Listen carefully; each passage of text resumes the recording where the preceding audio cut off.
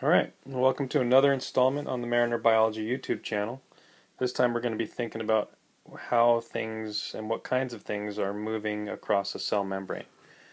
Alright, so we're talking about transport here and the materials that cells need to get in and cells need to get out. So we need to understand how things are moving across the membrane to do that.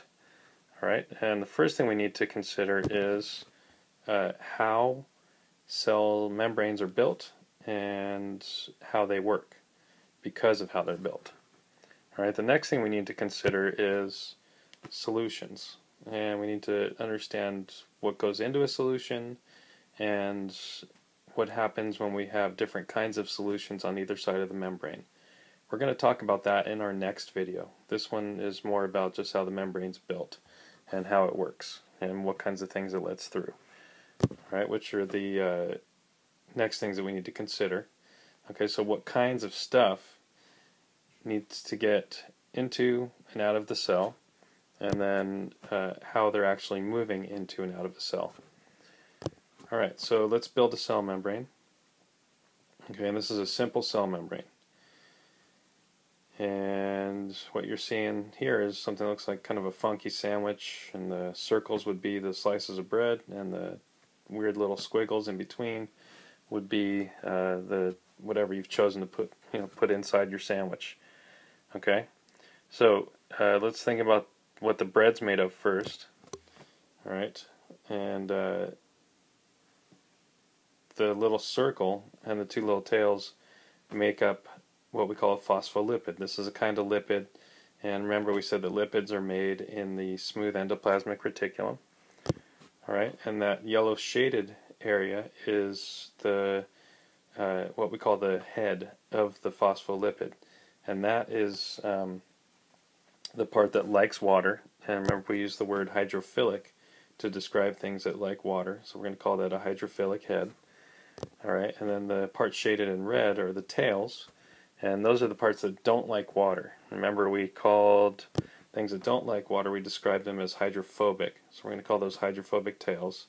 So the hydrophilic head and the hydrophobic tail make up a single phospholipid.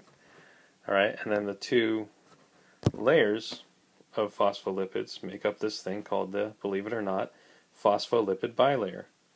Alright, remember that's a good word because the prefix bi means two. Alright, so let's get rid of that. We don't need to keep that there. Alright, so moving on.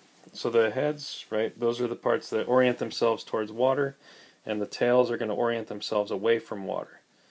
So you can think of it like you've seen little droplets of oil mixed with water, right? They form little droplets. All the lipids come together because there's parts that are okay with water and parts that are not okay with water. So that's what you're seeing here. And that's why the cell membrane orients itself the way it does. Okay, so we never see water inside the cell membrane. Okay, that is, there's a very good reason for that, and we'll talk about that in a little bit. Alright, so let's build another cell membrane. But this time we've got to add some stuff. What we drew up top there is a little too simple. There's a bunch of other stuff that's incorporated into the cell membrane. And these things are usually proteins. So these purple things I'm drawing right now are proteins that serve different functions in the cell membrane. Alright, we'll get that all drawn. Okay, so the protein that you're seeing on your left with the gold hexagons coming off of it, that's what we call a glycoprotein. Those hexagons are individual sugars that are linked together.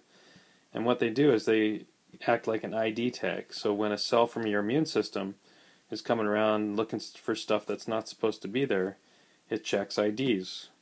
Kind of like when you leave the classroom and somebody's not sure why you're out, they want to check your ID to make sure that you are doing what you're supposed to be doing. You better have a pass with you too. Alright, anyway, get off my soapbox, get back onto the cell membrane. So, the other kinds of proteins, so these proteins serve all kinds of functions. And another function that they serve is to help transport things across the cell membrane that can't get through. Now we know water shouldn't be able to pass through the cell membrane because it's what we describe as a polar molecule, right? It doesn't like areas that are hydrophobic. So it's going to have trouble getting through the tail region of the phospholipid bilayer without some kind of help. And that help comes from these transport proteins. We're going to talk a little bit more about that in the next slide. Alright, so let's finish. So the water goes through. Alright, so let's draw the cell membrane again. And we can speed this up a little bit. Alright, so the cell membrane is being drawn, and this time we're just going to draw it with transport proteins. So there we go. Okay, and then we're going to start to consider the kinds of things that move through the cell membrane. Okay, so again we said water, we'll just stick with that for a moment. We said water needs help getting through the cell membrane because it's a polar molecule. Remember, that means it's got regions of positive and negative charge, and the tails have no charge anywhere. They are non-polar, and so polar molecules can't pass through them very easily. So again, those water molecules are going to need help, and the help comes in the form of these transport proteins, these things that act like little channels that things like water can get through. Now there's all kinds of channels for all kinds of different things, and we'll see that in a moment. Alright, so there's other kinds of molecules that are small. Water's small, but water's polar. So the small, non-polar molecules, I think you can remember some examples, things like carbon dioxide and oxygen, right?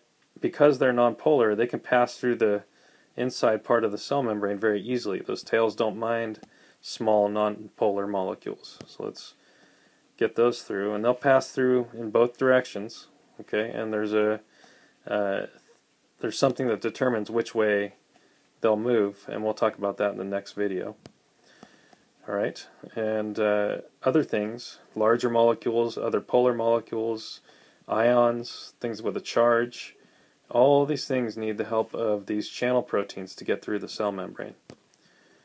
Alright, so the nutrients pass through, and we also need to get waste products out, and there's a bunch of different kinds of waste products, and there's a bunch of different ways that those waste products get out of the cell. Okay, we also need to move proteins out of the cell. We've been talking about that endlessly with the idea of, you know, something like insulin being secreted by a cell in your pancreas. That insulin's a big protein. That's not something that's going to get easily moved through the cell membrane. So there's mechanisms for getting those things through, and we've seen those in some animations in class. Alright, so again, the carbon dioxide and oxygen, those small nonpolar molecules, are going to move through the cell membrane using a process called simple diffusion. Okay, it doesn't require any extra energy on the part of the cell. They'll just move one way or another, and we'll talk about what determines which way those things move in the next video. Alright, and then when you have things passing through channels, and they pass through without any additional energy needed on the part of the cell, right, then we call that facilitated diffusion. And facilitated diffusion is a great word because these molecules are being helped into the cell, and facilitated means helped. Okay, so we can get rid of that. Alright, so we've mentioned a couple of these transport mechanisms, simple diffusion and facilitated diffusion.